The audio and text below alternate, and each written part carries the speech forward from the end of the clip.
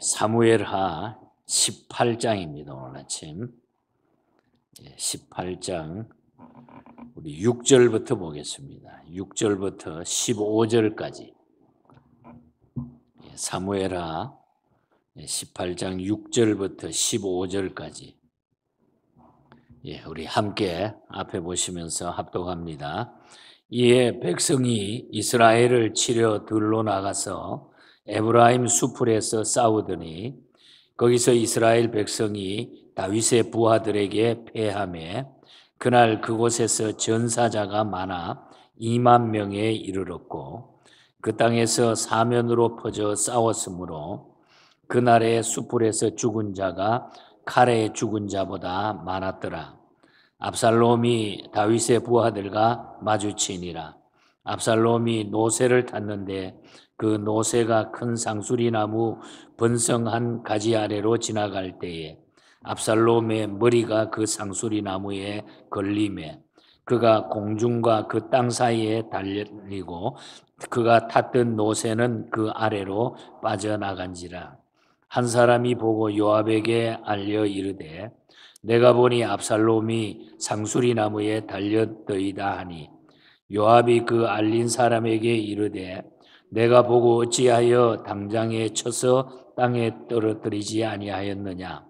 내가 내게 은 10개와 띠 하나를 주었으리라 하는지라. 그 사람이 요압에게 대답하되 내가 내 손에 은 1000개를 받는다 할지라도 나는 왕의 아들들에게 손을 대지 아니하겠나이다.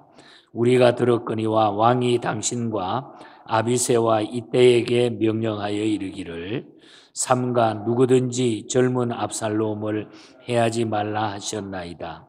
아무 일도 왕 앞에서 숨길 수 없나니 내가 만일 거역하여 그의 생명을 해하였더라면 당신도 나를 대적하였으리이다 하니 요압이 이르되 나는 너와 같이 지체할 수 없다 하고 손에 작은 창 셋을 가지고 가서 상수리나무 가운데서 아직 살아있는 압살롬의 심장을 찌르니 요압의 무기를 든 청년 10명이 압살롬을 에워싸고 쳐 죽였더라. 아멘. 오늘 토요일 아침 또 우리 하나님의 큰 은혜가 함께하는 기도의 시간 되기를 축복합니다. 우리 옆에 분들 앞뒤 한번 얼굴 보시면서 주님 이름으로 축복합니다. 사랑합니다. 축복합니다. 사랑합니다. 이 압살롬의 그 반역은 드디어 실패로 마감이 되고 다윗은 압살롬을 죽이지 말라고 그래도 아들이기 때문에 당부를 합니다. 그러나 이 요압이라고 하는 다윗 밑에 있던 군대 장관은 압살롬을 결국은 찔러서 죽이게 되죠. 그래서 이 비보를 접한 다윗은 크게 슬퍼하면서 우는 장면이 쭉 뒤쪽에 기록이 되어 있습니다. 한편 이 요압은 전쟁에 이긴 승전보를 전하려 하는 그 아히마스를 제지합니다. 하지 말라 그러고 이 외에도 이 요압 장군은 다윗 밑에 있으면서 여러 번 다윗과의 뜻과는 반대되는 일을 많이 행했던 그런 모습들이 우리 사무엘하 3장 39절 18장 또 열왕기상 2장 등등에 가면은 그런 내용들이 쭉 나타나고 있는 것을 보게 됩니다. 그래서 오늘 아침에 우리 18장에 나와 있는 다윗의 그 범죄로 인한 끝까지 하나님이 거기에 대한 일들을 참 가슴 아프게 나타내고 끝까지 죄의 대가를 치르는 그 다윗의 가문의 피 흘림의 이야기를 이 압살롬의 최후를 통해서 우리가 다시 한번 기억하면서 우리에게 주시는 교훈을 받으려고 합니다. 압살롬을 피해서 피난길에 나섰던 이 다윗은 다윗을 위한 그 후세의 책략을 압살롬이 받아들이는 바람에 전열을 가라앉고서 충분히 그 전쟁에 이길 수 있었습니다. 우리 어제 아침에 그 17장에서 아히도벨하고 후세라고 하는 인물이 나왔는데 아히도벨은 곧바로 다윗을 쫓아가 가지고 그냥 쳐버리고 멸해버리자 이런 이야기를 작전을 세워서 이 압살롬에게 이야기를 했고, 그리고 후세는 또 이 압살롬은 이 후세에 대한 이야기를 이렇게 듣습니다. 그러니까 다윗이 지금 격분하여 있으니까 조금 지체해 있다가 좀 기다렸다가 천천히 그렇게 해도 우리가 이길 수 있습니다. 그래서 그것을 이 압살롬이 받아들이게 되는데, 그 지체하는 사이에 다윗은 이미 다 빠져나올 수 있었고, 거기에 그 말에 따랐던 이 압살롬은 결국은 전쟁을 해가지고 지게 되는, 다 하나님의 계획이었지만은 어떻든 이렇게 하나님은 일들을 만들어 나가고 있는 것을 보게 됩니다. 그 결과 이 다윗군이 대승을 거두게 됩니다. 1절에서 앞에 읽지 않는 8절 사이에 내용을 보면은 쭉 나타나죠. 자, 그러면 우리가 먼저 생각할 것은 압살롬은 도망을 가다가 그의 머리가 상수리 나무에 걸려서 그것이 오랏줄이 돼가지고 교수형에 처단되고 마는 이런 모습이 비참하게 나타납니다. 다윗군에 의해서 대패한 압살롬은 이제 거기에 숯불 속에서 전쟁을 해 2만 명 이상, 칼에 죽은 자보다 그 숯불에서 죽은 자가 더 많았다고 그랬잖아요. 엄청난 그런 피해를 입고 많은 군사들이 생명을 잃었습니다. 이렇게 하고 나서 압살롬은 노새를 타고 막 도망을 갑니다. 다윗의 수색군과 마주치게 되는데 상수리 나무 숲으로 막 한급하게 도망을 치던 압살롬은 그가 평소에 자랑하던 머리카락이 아주 압살롬은 멋졌다고 그랬어요. 머리카락 무게가 200세겔 나간다고 그랬어요. 그래서 1년에 한 번 머리를 깎았다고 그래요. 그 앞에 우리가 이미 사무엘하 14장에서 봤잖아요. 그러니까 머리가 그냥 빛이 윤기가 반질반질하고, 그리고 무게가 하고 이 머리 자랑이 압살롬에서는 최고의 자랑이에요. 1년에 딱 한 번 이발을 하는, 이 정도로. 거기다가 아들 셋이 있었죠. 딸이 다말이라고 하는 딸이 있었는데 이 딸은 그 당시에 최고로 아름다웠다, 성경에 그래 나오고 있어요. 요즘 말하면 뭐 미스 USA 아니라 미스 그냥 전 세계 월드가 될 수 있는 이런 아주 자랑스러운 것이, 외모적인 자랑은 아마 압살롬 이상 자랑할 사람이 없었을 거예요. 그만큼 뛰어난 압살롬이었습니다. 그런데 그냥 노새를 타고 상수리 나무를 통과하는데 거기에 머리가 쫙 걸려가지고 대롱대롱 매달리고 노새는 지나가 버리고, 그래서 그렇게 되니까 딱 그걸 누가 봅니까? 요압이 가서 보게 되죠. 그래서 그 머리 때문에 결국은 요압에 의해 가지고 창에 찔려 가지고 죽게 됩니다.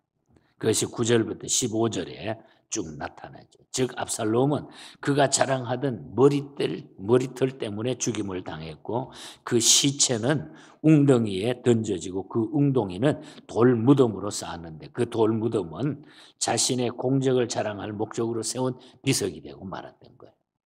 얼마나 비참한 최후가 됐습니까? 하나님은 이처럼 악인의 자랑거리를 오히려 수치와 멸망의 무덤으로 만드심으로 스스로 부끄러움을 당하게 하셨다고 하는 이 말씀을 우리가 보게 됩니다. 우리가 잠언 11장 2절과 3절에 보면 그런 말씀이 나오죠. 교만이 오면은 욕도 오거니와 겸손한 자에게는 지혜가 있느니라. 정직한 자의 성실은 자기를 인도하지만은 사악한 자의 패악은 자기를 망하게 하느니라. 어쩌면은 이 압살롬이나 교만한 자들에게 나타나는 현상이 그대로 보여졌다고 하는 것이죠. 그래서 하나님께서는 이렇게 비참하게 다윗 가문의 아픔을 가져다 주는 이 모습을 보게 됩니다. 반면에 하나님께서는 비록 범죄하여 징계를 당했으나 그로 인해서 회개하며 더욱 겸손해짐으로 신앙심을 회복한 다윗을 다시 이스라엘 왕으로 추대시켜서 회복시켜 가지고 압살롬과는 대조적인 그런 역사의 인물로 하나님이 조명해 나가는 이 모습을 우리가 보게 됩니다. 교만한 자는 자동적으로 멸망이 되고 최후는 비참하게 된다 하는 것. 그 다음에 14절에서 15절에 보면은 압살롬은 요압에 의해서 죽임을 당하게 됩니다. 요압에 의해서. 다윗은 전투에 임하는 요압하고 아비새와 이때에게 아주 신신당부를 해요. 자기 아들 압살롬이 만약에 패배할지라도 목숨은 좀 살려달라. 잘 대우해달라. 그래서 5절에 보면 그런 말이 나와요. 젊은 압살롬을 너그러이 대우하라. 우리가 전쟁에 이겨도 전쟁에 저 사람들이 패해도 압살롬을 좀 너그럽게 대해달라. 죽이지는 말아달라 이 뜻이죠. 그런데 요압은 상수리 나무에 걸린 압살롬은 나중에 그냥 대롱대롱 매달려 있으니까 창 3개로 그냥 확 찔러가지고 죽이는 거죠. 요압이 왕명을 거역하면서까지 압살롬을 죽인 것은 몇 가지 이유가 있습니다. 하나는 첫째는 개인적인 복수심 때문이었어요. 요압은 평생에 자기가 얻은 이 평안이 압살롬에게 의해서 사라지고 또 자기 도피 생활에 하는 고난을 너무 많이 겪었기 때문에 이 모든 것들이 압살롬 때문에 왔다고 이렇게 생각을 해가지고 그냥 죽여버리는 게 낫다 해서 죽였다. 이렇게 이야기를 하고 또 두 번째는 압살롬이 살아있을 경우에 다윗 왕의 그 우유부단한 성격으로 인해 가지고 저를 용서해 줌으로써 그 다음에 또 빚어지는 정치적 혼란을 방지하기 위해서 이렇게 된 거는 빨리 죽여버려야 된다. 이렇게 해서 죽였다는 것이고 또 한 가지 세 번째 이유는 훗날 그가 우리가 열왕기상 2장에 가서 보면은 28절에서 34절까지 보면 훗날 그가 아도니아를 옹립하면서 거기에 가담하게 되는데 그때 그렇게 하면서 다윗 왕을 배반해버리고 맙니다. 그래서 이것을 보아서 다윗을 우습게 여겨가지고 그가 그 마음에 교만이 싹 터 있었기 때문에 이 압살롬을 죽였다. 이렇게 보는 신학자들도 많이 있는 겁니다. 하지만 우리가 이 말씀을 통해서 알 수 있는 것은 무엇보다도 무도한 압살롬을 통해서 이 요압을 통해서라도 반역자 압살롬을 처형하시는 하나님의 공의로우심을 우리가 깨닫게 된다는. 그러니까 하나님께서 하시는 일은 어떤 데는 이 악한 자의 손을 통해서도 하나님의 일을 정리해 나간다는 거죠. 어느 때는 하나님은 악한 자의 계획이 이루어지지 않도록 일일이 간섭하시는 하나님이다. 그래서 하나님께서 하시는 일은 어떤 방법으로든지 악한 자를 물리친다. 악한 자를 통해서 악한 자를 멸망시킨다. 그래서 우리가 정치계에도 보잖아요. 다 서로 죽이고 물고 뜯고 하다가 자기가 그 자리에 딱 올라가면 자기는 괜찮을 줄 아는데 자기는 또 자기가 무너지게 돼 있어요. 악한 계획을 통해 가지고 악한 계획을 가지고 올라간 자들은 다 거기에 무너지게 돼 있어요. 다 털면은 다 나오게 돼 있잖아요. 이것이 하나님의 하시는 일이고 또 하나님께서는 그것을 다 그렇게 만들어 나가신다는 거죠. 그래서 우리가 하나님 앞에 신앙인들은 정말 우리가 진실하게 성실하게 바로 살아야 돼요. 하나님을 두려워하게 살아야 돼요. 하나님을 두려워하지 않으면 그런 일을 우리가 언제든지 저지를 수 있다는 거죠. 그리고 압살롬의 이 죽음의 소식을 듣고서 슬퍼하는 아버지 다윗의 모습을 우리가 5절, 29절, 33절 쭉 그 아버지의 심정을 우리가 보게 됩니다. 압살롬은 아버지의 왕자를 뺏으려고 4년 동안 철저하게 계획을 세웠어요. 나라를 엎어버리고 아버지를 그냥 없애버리고 자기가 왕이 되기 위해 4년 동안 철저히 계획을 세워가지고 반란을 일으켰고 아버지를 죽이려고 했지만은 아버지 다윗은 압살롬을 어떻게 하든지 피해가지고 아들을 살리기 위해서 계속 노력을 했습니다. 그래서 먼저 사랑할 가치조차도 없는 압살롬인데 부하들에게 관대하게 대해달라. 특별히 부탁하는 이런 아버지의 모습이 쭉 나타났죠. 그 다음에 전령에게 제일 먼저 이제 전쟁이 끝났으니까 그 압살롬 부대가 이제 다 패전하고 말았으니까 29절에 가서 보면은 압살롬은 괜찮으냐. 제일 먼저 전령이 왔는데 자기 아들에 대해서 물어보잖아. 압살롬이 괜찮으냐. 제일 먼저 자기 아들에 대한 것을 물어봅니다. 이것이 바로 자식이 늘 평안하기를 바라는 부모의 마음이라는 거죠. 부모의 마음. 그 다음에 압살롬이 전사했다고 하는 소식을 듣자 심히 통곡했다. 33절을 한번 제가 읽어드릴게요. 왕의 마음이 심히 아파 문 위층으로 올라가서 우니라. 그가 올라갈 때에 말하기를 내 아들 압살롬아, 내 아들 압살롬아, 차라리 내가 너를 대신하여 죽었다면 압살롬 내 아들 이렇게 압살롬이 죽은 후에 혼자서 창문을 아무도 안 보는 데서 2층 문에 올라가 가지고 눈물을 흘리면서 우는 다윗의 이 심정. 여러분, 이것이 부모의 마음이죠. 하지만 하나님의 사랑은 부모의 사랑보다 훨씬 더하다고 하는 거예요. 하나님이 우리를 죄악으로 말미암아 죽을 수밖에 없는 우리들을 하나님이 너무너무 사랑해 주셔서 이렇게 못난 우리들을 하나님이 구원해 주셨다. 아버지의 사랑도 그런데 하나님의 사랑은 이거보다 훨씬 더하다고 하는 거 생각하면 너무 감사한 거죠. 그래서 오늘 아침에 본장의 말씀을 우리가 함께 결론을 만들어서 우리의 삶 속에 적응을 해본다고 하면은 주님 없이는 이 세상에 아무 의미가 없다는 거예요. 우리가 하나님을 두려워하지 아니하면은 우리가 세상 사는 게 아무 의미가 없는 거예요. 막 사는 거죠. 아무렇게나. 순간순간 이게 참인지 진리인지 구별을 못하는 거예요. 하나님이 떠나면.